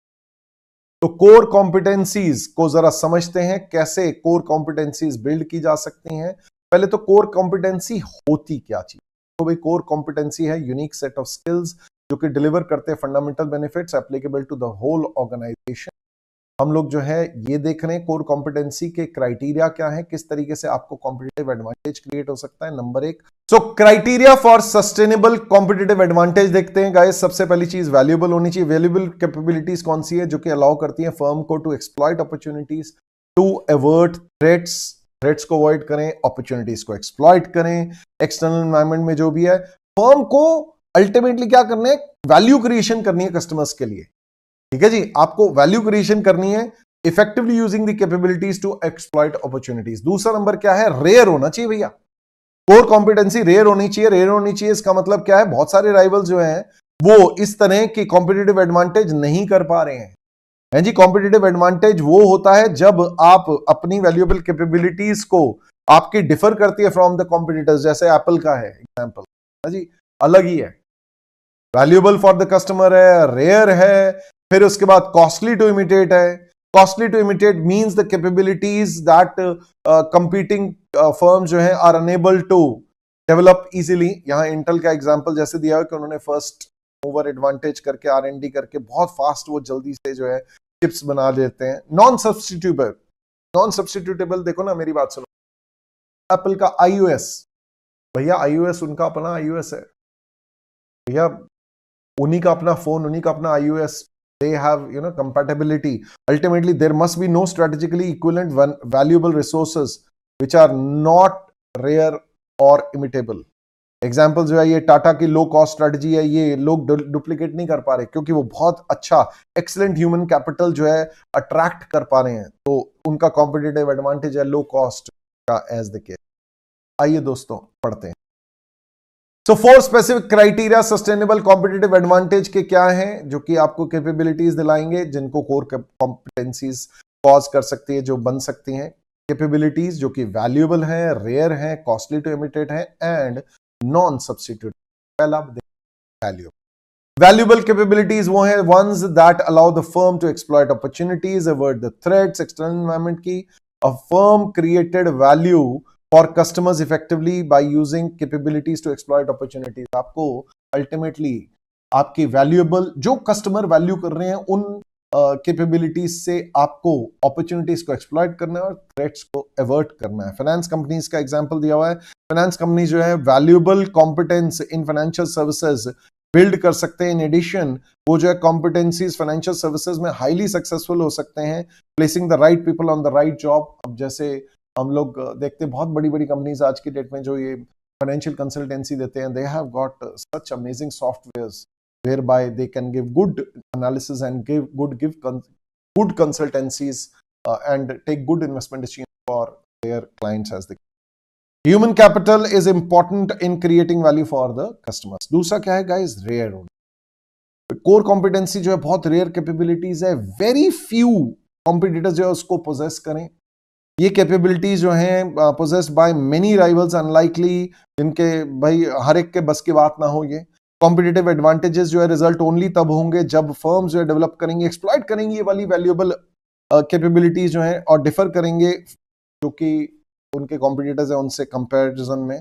फिर costly to imitate होनी चाहिए, कहने का मतलब ये capabilities जो है competing firm जो है इजीली जो है उसको कॉपी ना कर सकें। और नॉन सब्स्टिट्यूटेबल होनी चाहिए, कहने का मतलब कॉम्पिटिटर्स जो है उनके पास वो स्ट्रेटेजिक इक्विवेलेंट्स नहीं होने चाहिए कि भैया हाँ जी हमने उसको सब्स्टिट्यूट कर दिया। इस केस में भी this is the final criteria for capability for to be a source of competitive advantage. ठीक है जी, आपको अल्टीमेटली वंस अगेन ये चारों चीजें होनी चाहिए। नंबर 1 वैल्यूएबल होना चाहिए, number 2 rare, number 3 costly to imitate, number 4 non substitute. आप किसी भी एग्जांपल जैसे एप्पल के एग्जांपल से चारों को लिंक कर सकते हैं। अब बढ़ते हैं आगे। Okay guys, the next question, XYZ Corporation is a multinational conglomerate operating in various industries। बहुत सारी इंडस्ट्रीज में ये लोग काम कर रहे हैं। They have diverse portfolio of businesses including leading consumer electronic divisions। इनका एक leading computer consumer electronic division में ये लोग लीड कर रहे हैं। ग्रोइंग, और ये ग्रो कर रहा है ई कॉमर्स प्लेटफॉर्म, तो ये लीड कर रहे हैं इसमें, यहां ग्रो कर रहे हैं इस केस में भी। मैच्योर मशीनरी डिवीजन, ओके ये मैच्योर है। और newly established software development unit, ये 4 हो गए। कहता है which division XYZ corporation most likely to be classified as stars BCG growth share matrix. तो गाइज सबसे पहले BCG ग्रोथ शेयर मैट्रिक्स को जरा अंडरस्टैंड कर लेते हैं। हमारे 4 चीजें होती हैं। एक होता है हमारा स्टार। स्टार क्या होता है? स्टार वो होते हैं जो कि मार्केट भी ग्रो अच्छी कर रही है और इनका भी मार्केट शेयर जो है काफी ज्यादा है, ज्यादा मार्केट शेयर, और मार्केट भी अच्छी ग्रो कर, इंडस्ट्री भी अच्छी ग्रो कर। On the other hand question mark क्या है, इनका अपना शेयर तो कम है लेकिन मार्केट बहुत अच्छी, ये होता है क्वेश्चन मार्क। और मार्केट जो है ग्रो कम कर रही है लेकिन इनका शेयर बहुत ज्यादा है, ये कैश काउ होती है। और मार्केट में शेयर भी इनका कम है और मार्केट ग्रो भी बहुत कम कर रही है, ये होता है डॉग। तो ये 4 चीजें होती हैं। एक बार जल्दी से क्विकली से देख लेते हैं वंस अगेन।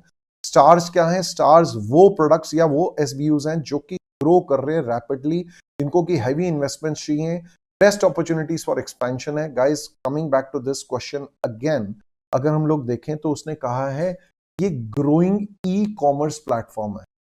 देखिए आंसर जो ICI ने दिया है मैं उससे वाकिफ नहीं कर रहा हूं, मैं उस तरीके से नहीं चल रहा हूं। मेरा अपना पॉइंट ऑफ व्यू है जो कि मुझे ज्यादा सेंसिबल लग रहा है।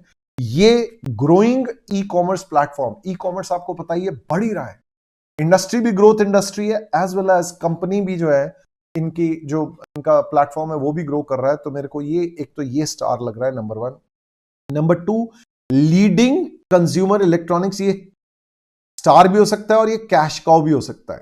This can be cash cow also, this can be star also. लेकिन ये जो मैच्योर इंडस्ट्रियल मशीनरी डिवीजन है ये इनका जो है कैश काउ है, तो भैया ये मैच्योर हो चुकी है इंडस्ट्री जो है, और उसमें इनकी डिवीजन जो है कैश काउ है इनकी एज द केस। और newly established software development unit. अब वी डू नॉट नो, इन्होंने नया सॉफ्टवेयर डेवलपमेंट यूनिट लगाया है, लेकिन दुनिया तो सॉफ्टवेयर जमाने से बना रही है, अब हमें क्या पता ये स्टार है, क्वेश्चन मार्क है, नया बनाया है, इंडस्ट्री में ग्रोथ लग रही है, ऐसा लग रहा है। There is a possibility that the industry may be having growth, तभी इन्होंने नई एस्टैब्लिश किया है। तो it can be a question mark, it can be a star. तो मेरा तो आंसर थोड़ा सा इस तरीके से होगा कि पहली वाली जो है स्टार या कैश का हो सकती है, दूसरी वाली जो है वो स्टार होनी चाहिए, इट विल बी, तीसरी वाली तो कैश का होनी चाहिए, मैच्योर है, और चौथी नंबर जो है इनकी वो न्यूली एस्टैब्लिश सॉफ्टवेयर है, it can be a question mark और it can be a star, as आप अपनी तरफ से इस तरीके से उसको एक्सप्लेन करते हो। तो वंस अगेन ये तो जो है भैया ग्रोइंग इंडस्ट्री भी ग्रो कर रही है, और इनका जो है इनकी डिवीजन भी या एसबीयू भी ग्रो कर रही है। इस तरीके से क्वेश्चन मार्क क्या है, ये प्रॉब्लम चिल्ड्रन या वाइल्ड कैट्स है, इनका लो मार्केट शेयर है लेकिन हाई ग्रोथ मार्केट है, question mark. I do not no. अब आप वापस आओ ना, मुझे बताओ न्यूली एस्टैब्लिश जो है सॉफ्टवेयर डेवलपमेंट यूनिट, मुझे क्या पता इनका मार्केट शेयर क्या है, I don't know, I do not know as such. अभी भाई हमने नया किया है, it can be a question mark. अभी वी हैव जस्ट डन, हमारा थोड़ा सा ही मार्केट शेयर हो सकता है, क्या ऐसा भी हो सकता है स्टार की भाई अपन ने अभी किया है तो स्टार बन गया, एज द केस में भी, we do not know, so it needs heavy investments, as the case में। तीसरा नंबर फिर बारी आती है guys, let's talk about cash cows. ये low growth high market share businesses products, यहाँ पर जो है खर्चे कम है, इसको जो है यहाँ ग्रोथ रेट स्लो है, स्टार्स जल्दी जो है बाद में जाके कैश काउ बन जाते हैं, और डॉग्स तो यहाँ पर इस सिचुएशन में कहीं पे कोई। तो बीसीजी मैट्रिक्स में हमने कहा भैया स्टार्स होते हैं, कैश काउस होते हैं, क्वेश्चन मार्क्स होते हैं, डॉग्स होते हैं, चारों होते हैं। अब इसमें स्टार कौन होता है? स्टार वो होता है वो बिजनेस यूनिट जो कि हाई मार्केट शेयर होता है और हाई ग्रोथ मार्केट में, इनका शेयर भी इंडस्ट्री में ज्यादा है, साथ में मार्केट भी जो है इंडस्ट्री भी जो है बहुत, ठीक है जी। तो in this scenario newly established software development unit would be considered a star. मैं कहता हूं भैया स्टार भी हो सकता है, अभी आई डू नॉट नो, मेरा तो अपना व्यू ये रहेगा। सॉफ्टवेयर डेवलपमेंट यूनिट जो है वो न्यूली एस्टैब्लिश्ड है, बिल्कुल सही बात है, वो हाई ग्रोथ मार्केट है, वो समझ में आ रही है बात कि भाई हाई ग्रोथ मार्केट होगी तभी इन्होंने नई एस्टैब्लिश किया, ये तो समझ आ रहा है। बट आई डोंट नो इनका मार्केट शेयर ज्यादा है या नहीं, अगर ज्यादा नहीं है तो इसको स्टार नहीं करता फिर। देन इसके बाद जो है स्टार्स टिपिकली वो हैं जो कि significant investment to fuel growth in their business, but they have potential to become future cash cows, obvious सी बात है। सिर्फ सॉफ्टवेयर डेवलपमेंट यूनिट जो है इन्होंने एक ही को क्लोज कर दिया, मैं इस फेवर में नहीं हूं, मैं अपनी तरफ से आपको ये फिर से बोलना चाहूंगा गाइज। पहला number leading consumer electronic division, it is leading, it might be a star cash. Second growing e commerce platform, भैया ग्रो कर रहा है और हमारा मार्केट शेयर भी ज्यादा लग रहा है, ऐसा लग रहा है ये तो स्टार ही है, इसमें और किस तरीके से। मैच्योर इंडस्ट्रियल मशीनरी डिवीजन, भैया ये कैश का होगा। और चौथा number newly established software division जो है यूनिट, अब भाई इंडस्ट्री जो है वो ग्रो कर रही है तो वो दिख रहा है कि भैया ग्रोथ तो है, लेकिन स्टार या question, that's a doubt as the, तो हम अपनी तरफ से इसको इस तरीके से लिखे तो ज्यादा। अब बढ़ते हैं आगे। Justify the statement stability strategy is opposite of expansion strategy. सत्य वचन, बिल्कुल सत्य वचन। सबसे पहले लेकिन एक काम करते हैं, स्टेबिलिटी स्ट्रेटजी होती क्या है उसको देख लेते हैं। स्टेबिलिटी स्ट्रेटजी बेसिकली हम क्या करते हैं, safe guard existing interest and strengths. हम लोगों ने करना क्या है, pursue well established and tested objectives. भाई स्टेबल रहो यार, कोई खास जो है चेंज मत करो अपना business path, continue the change business path. ये नहीं है कि डू नथिंग है, ऐसा नहीं है कि कुछ नहीं करेंगे। Maintain operational efficiency on sustain basis, ठीक है जी। कंसोलिडेट दी कमांडिंग पोजीशन ऑलरेडी रीच, ये नहीं है कि हमने कुछ नहीं करना, it's not do nothing. Optimize returns on the resources committed in the business. It does not mean do nothing. Once again, it continues to serve the same or similar markets, deal in the same or similar products or services. ठीक है जी। इस strategy को हम लोग तब करते हैं जब हमारा प्रोडक्ट जो है maturity stage of life cycle में पहुंच जाता है, या हमें लगता है सफिशिएंट मार्केट शेयर हो गया, अब उसको रिटेन करने की जरूरत है, हमें अपडेट रहने की जरूरत है, जो भी है जो चेंज हो रहा है एनवायरमेंट में उसको देखते रहें, ठीक है जी। प्रिजर्व करें अपना market share, and we should not be confuse as do nothing, ये नहीं है, ठीक है जी। कंसोलिडेट करें अपनी मार्केट पोजीशन, ये तो हो गया स्टेबिलिटी स्ट्रेटजी। अब स्टेबिलिटी जो है कि अगेंस्ट ग्रोथ स्ट्रेटजी एग्जैक्टली उसका ऑपोजिट है। हम लोग क्या कहते हैं, जो एक्सपेंशन या ग्रोथ स्ट्रेटजी है is opposite of stability strategy. Stability strategy rewards are limited, लेकिन एक्सपेंशन स्ट्रेटजी में बहुत हाई रिवॉर्ड्स हैं. इन द मैटर रिस्क भी बहुत ज्यादा है. The two are opposites of each other. Growth या एक्सपेंशन स्ट्रेटजी में हम लोग क्या कर रहे हैं, हम रीडिफाइन कर रहे हैं अपने बिजनेस को by enlarging the scope of the business. हम सब्सटैंशियली इंक्रीज कर रहे हैं investment in the business. Dynamism, vigour और जो है promise of success, promise and success से भरा हुआ है ये. हम रीफॉर्मुलेशन कर रहे हैं अपने goals, major initiatives, moves ahead, बहुत ज्यादा इन्वेस्टमेंट्स कर रहे हैं, एक्सप्लोर कर रहे हैं, ओवरस्लॉट, न्यू प्रोडक्ट्स कर रहे हैं, न्यू टेक्नोलॉजी देख रहे हैं, न्यू मार्केट्स, इनोवेटिव डिसीजंस ले रहे हैं और एक्शन प्रोग्राम्स बना रहे हैं. एज द क्वेस्ट में भी अननोन एंड रिस्की पाथ पे जा रहे हैं, full of promises and pitfalls. So guys, this is what we say. Stability strategy को एक बार देखते हैं. Stability strategy as by the name suggest, हम लोग क्या कर रहे हैं, intended to safeguard the existing interest and strength of the business. इसमें हम क्या कर रहे हैं, ऑर्गेनाइजेशन जो है, जो हमारे ऑलरेडी टेस्टेड ऑब्जेक्टिव्स हैं उनको कंटिन्यू कर रहे हैं. Chosen path, maintaining operational efficiency and so on. Stability strategy में हम लोग क्या कर रहे हैं, when a firm pursues continues to serve the same or similar markets, deals with the same products, services. In stability strategy, few functional changes हमें करने होते हैं, as the case में भी. However, it is not do nothing strategy. ऐसा नहीं है कि do nothing करो. It is a strategy typical for mature business organization.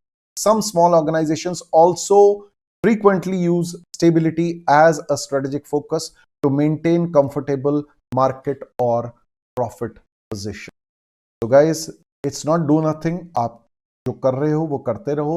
जो आपकी पुराना चोजन पाथ है उसको कंटिन्यू करो. Expansion on the other hand जो एग्रेसिव स्ट्रेटजी है, इसमें रीडिफाइन कर रहे हैं business, adding the scope of the business substantially, increasing the efforts of current business. In a sense हम लोग क्या करें, it becomes opposite to stability strategy. Stability strategy का ऑपोजिट है expansion. Is promising popular strategy है that tends to be equated with dynamism, vigour, promise and success. Expansion जो है also includes diversifying, acquiring, merging businesses, and this strategy may take enterprise along relatively unknown risky paths full of promise calls. अब बढ़ते हैं आगे. Okay guys, the next question. York Investors recognizing the importance of aligning its organizational elements, align करने organizational elements with strategic objectives, has strategically invested in training programmes, technology, communication systems. बहुत अच्छी बात है. Company ने जो है align कर रहे हैं ऑर्गेनाइजेशनल एलिमेंट्स, स्ट्रेटेजिक ऑब्जेक्टिव्स, और उन्होंने पैसे लगाए हैं किसमें, training programmes, technology, communication systems. The company aims to enhance their skills, enhance करने skills, capabilities of its workforce through comprehensive training initiatives. बहुत अच्छी बात है. Simultaneously York investors leverages cutting edge technology to streamline its operations, improve overall efficiency. The investment in communication system ensures seamless collaboration, information flow across various departments. Identify करो and explain करो जो model use कर रही है York Investors to achieve their strategic objectives. Guys, यहां पर कौन सा वाला जो है यूज कर रहे हैं, McKinsey 7S मॉडल. पहले एक बार McKinsey 7S मॉडल को स्टडी कर. Guys, McKinsey 7S मॉडल में हम लोग क्या कहते हैं, उसको कहते हैं हम लोग, it is a tool that analyses organisation design. द goal of this model is to depict how effectiveness can be achieved in the organization through interaction of hard and soft. Once again, effectiveness कैसे achieve करें, हम लोग को वो कह रहे हैं, हम लोग we are trying to do what, हम लोग जो है अपनी strategic objectives हम लोग जो है अलाइन करना चाह रहे हैं ऑर्गेनाइजेशन के स्ट्रेटेजिक ऑब्जेक्टिव. स्ट्रेटेजिकली इन्वेस्ट किया इन्होंने ट्रेनिंग प्रोग्राम्स में, टेक्नोलॉजी में, कम्युनिकेशन सिस्टम में. एज द केस में वापस आते हैं. अब इनके 7S जो है, सॉफ्ट एस 4 हैं और हार्ड एस जो है 3 है. एज द केस में भी इंटर रिलेटेड है सारे के सारे. Suggesting modifying one aspect might have a ripple effect on the other elements. Maintain करना चाहिए हमें बैलेंस. क्या है ये, स्ट्रेटजी, स्ट्रक्चर और सिस्टम्स, ये हमारे हार्ड एस हो गए. फिर शेयर्ड वैल्यू, स्किल्स, स्टाइल और जो है स्टाफ, ये सारे हो गए हमारे सॉफ्ट एस हो गए. देखो भाई, सिंपल सी बात है. हार्ड एस क्या मतलब है, मैनेजमेंट जो है इनको इन्फ्लुएंस कर सकती है डायरेक्टली, जो है मैनेजमेंट कंट्रोल करती है. स्ट्रेटजी आपके हाथ में, क्या स्टेप्स, क्या एक्शन प्लान है आपका, कैसे आप जो है एड्रेस करोगे करंट और फ्यूचर चैलेंजेस को. स्ट्रक्चर, आपका ऑर्गेनाइजेशनल स्ट्रक्चर आप चेंज कर सकते हो, आपके डिपार्टमेंट कैसे वर्क करेंगे, कैसे कोलैबोरेट करेंगे, आपका मैट्रिक स्ट्रक्चर होगा, फंक्शनल स्ट्रक्चर होगा, आपका जो है आर ग्लास स्ट्रक्चर होगा, किस तरह का स्ट्रक्चर होगा। देन इसी तरीके से सिस्टम्स, आपके किस तरह के सिस्टम्स होंगे, फॉर्मल इनफॉर्मल प्रोसेस किस तरह का रहेगा, जिसपे ये स्ट्रक्चर बेस होगा। ये सारे के सारे मैनेजमेंट जो है अपनी तरफ से डिसाइड करती है। फॉलोइंग एलिमेंट्स जो है ऑर्गेनाइजेशन में ये करते हैं। चलो खैर आगे बढ़ते हैं। देन सॉफ्ट एलिमेंट्स को एक बार जल्दी से देख लेते हैं। सॉफ्ट एलिमेंट्स कौन से हैं? ये चार हैं। Shared values. शेयर्ड वैल्यूज क्या है? व्हाट इज द आइडिया कि भाई अल्टीमेटली भैया हेलो, सब लोग का कुछ वैल्यूज होंगी। ऑर्गेनाइजेशन क्या करती है, किस तरीके से क्या प्रॉब्लम सॉल्व करने के लिए आई है, वो वैल्यू सब में होनी चाहिए। All the employees should should resonate, everybody should have that shared value within themselves. ठीक है जी, वैल्यू शेयर्ड नहीं, shared value, yes everybody has it. Then staff, employees की डेवलपमेंट करनी है, जैसे यहां ट्रेनिंग कर रहे थे। And relevant processes, performance feedback programmes, जैसा कि अभी आपने यहां देखा था हम क्या कर रहे थे, कम्युनिकेशन सिस्टम्स, टेक्नोलॉजी, ट्रेनिंग कर रहे थे। वापस आते हैं फिर skill, company base skills competencies, ये आपने देखा था, ये लोग जो है ट्रेनिंग इनिशिएटिव्स कर रहे थे, ये दिख रहा था एज द केस में। देन फिर स्टाइल, आपका लीडरशिप स्टाइल किस तरह का, how it influences the decision in the organisation. तो ये गाइस हम लोगों को यही मॉडल यूज हो रहा है। यॉर्क इन्वेस्टर्स जो है ये मैकेंजी 7S मॉडल यूज कर रहे हैं स्ट्रेटेजिक ऑब्जेक्टिव्स को अचीव करने के लिए। इस मॉडल में क्या है, 7 इंटरडिपेंडेंट एलिमेंट्स हैं जिनका रिपल इफेक्ट होगा, हार्ड एस और सॉफ्ट एस। ये हार्ड एस के 3 हो गए, स्ट्रेटेजी, स्ट्रक्चर और सिस्टम। स्ट्रेटेजी क्या है? Investing in training programmes and technology aligns with the strategic objectives of enhancing workforce and operational efficiency। आपने जो ट्रेनिंग प्रोग्राम्स किए, टेक्नोलॉजी में जो इन्वेस्टमेंट किया, ट्रेनिंग प्रोग्राम्स में जो इन्वेस्ट किया, इससे क्या है आपके स्ट्रेटेजिक ऑब्जेक्टिव्स अचीव होने की कोशिश है। साथ में आपके वर्कफोर्स के स्किल्स को भी डेवलप कर रहे हैं, अपनी ऑपरेटिंग एफिशिएंसी को भी डेवलप कर रहे हैं। स्ट्रक्चर, इन्वेस्टमेंट जो ये कर रहे हैं इससे स्ट्रक्चरल अलाइनमेंट हो रही है। ठीक है जी, इनका स्ट्रेटेजिक इनिशिएटिव्स के indicating deliberate organisation of resources, जो भी इनके रिसोर्सेज ये कैसे लगाएं। ऑर्गेनाइजेशन स्ट्रक्चर जो है इसके बाद चेंज हो सकता है एज द केस में। Systems, cutting edge technology use कर रहे हैं, कम्युनिकेशन सिस्टम यूज कर रहे हैं to reflects a commitment to optimizing daily tasks, improving overall efficiency, addressing the system commitment of model। फिर उसके बाद सॉफ्ट एस के चारों शेयर्ड वैल्यूज, स्टाइल, इनको इतनी आसानी से नहीं बदल सकते। स्टाफ एंड स्किल्स, देखो it's not easy to change these. Emphasis on comprehensive training करो, ठीक है, शेयर्ड वैल्यूज जो है की तरफ कमिटमेंट है और रिफ्लेक्ट कर रहा है focus on developing skilled and capable workers, we are trying to do that. Style, leadership style is implied in strategic decision to invest in technology and training of workforce development and operational efficiency. With staff, commitment to enhancing skills, capabilities reflects the focus on talent pool within the organization. Or last but not the least is skills. Strategic investment in training programs directly addresses the development of key skills within the workforce. तो ये आपका जो है McKenzie 7S model use हो रहा है, इसमें York industries, York investors जो है कर रहे हैं। Last question guys, why is change management crucial during digital transformation? बहुत क्रूशियल है चेंज मैनेजमेंट डिजिटल ट्रांसफॉर्मेशन में। And what are some key strategies for navigating the change effectively? Let us see quickly, जल्दी से देखते हैं change management digital transformation. Guys, change management strategies for digital transformation, जल्दी से देखते हैं। One of the most important areas क्या है भाई? अल्टीमेटली यार आप डिजिटलाइजेशन हो रहा है, अब डिजिटलाइजेशन हो रहा है तो बिजनेसेस नाउ डेज जो है they find themselves responsible for managing staff भी, क्लाइंट्स भी, प्रोडक्ट्स भी, इतनी सारी चीजें हैं। तो इतनी सारी चीजें अब आज मॉडर्न टाइम्स में मॉडर्न फर्म्स जो है उनको मैनेज करना चाहिए चेंज, और वो चेंज मैनेजमेंट को करने के लिए उन्हें क्या करना पड़ेगा? 5 best practices for managing change in small and medium business enterprise.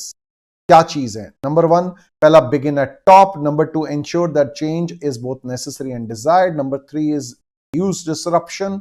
Number 3 के बाद फिर क्या ये पॉसिबल है कि वर्क प्लेस डिसरप्शन रिड्यूस हो जाए एज द केस में भी, और फिर एनकरेज करो communication, recognise that the change is the norm and not an exception, कि भैया करना ही पड़ेगा।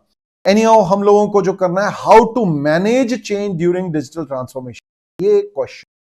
तो ये कैसे करना है? हम कहते हैं एनी ऑर्गेनाइजेशन में फाइंड वर्क डिजिटल ट्रांसफॉर्मेशन अगर आप कर रहे हो तो उसमें इट इज ओवरवेलमिंग। भैया आपको डिजिटलाइजेशन करनी है तो आपको स्पेसिफाई करना पड़ेगा डिजिटल ट्रांसफॉर्मेशन के एम्स एंड ऑब्जेक्टिव्स क्या हैं, what is the intended outcome, क्या करना चाह रहे हो, क्या ऑब्जेक्टिव्स हैं, क्या कंप्लीट करना चाह रहे हो, हर एक को बताओ, सब सेम पेज पे हो, सबके सेम एम हो, सबके सेम गोल्स हो। फिर उसके बाद ऑलवेज ऑलवेज ऑलवेज कम्युनिकेट, सबको बताओ।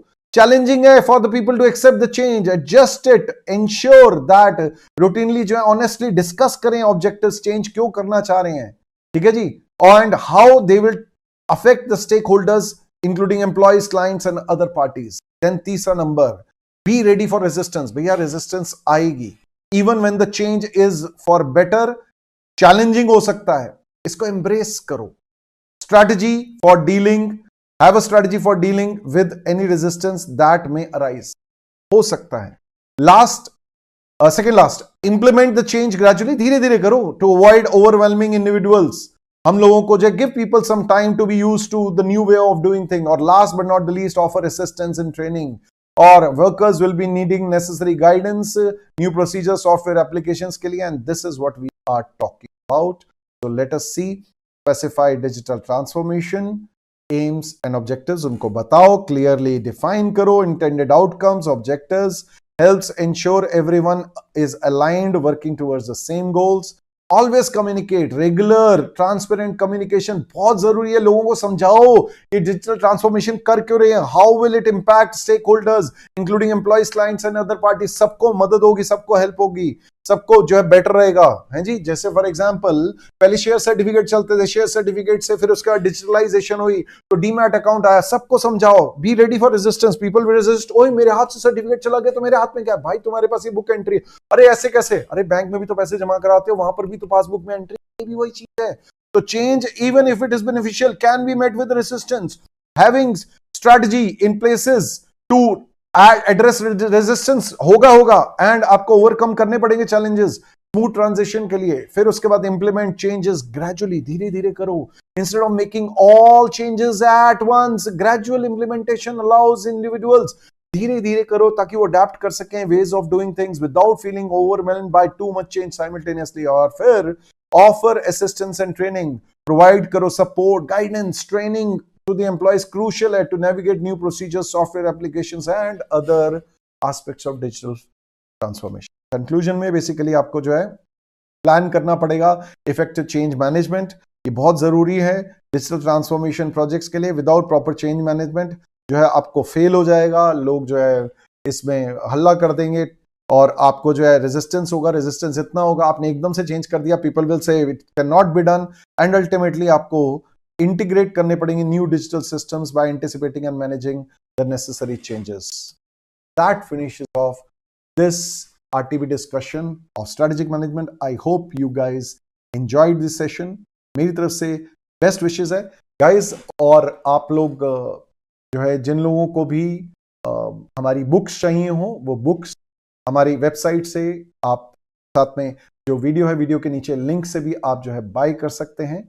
बुक्स जो है हमारी तीनों बुक्स, नंबर 1 हमारी मेन बुक स्ट्रेटेजिक मैनेजमेंट की कलरफुल मल्टी कलर बुक है हमारी, ठीक है जी, and highlighted all the things, every content that is required, very important manner, बहुत सही चार्ट्स फॉर्मेट में। फिर इसकी रिविजनरी हैंडबुक और तीसरा आपकी question answer book, that is much more sufficient for your exams. मेरी तरफ से best wishes, take care, God bless.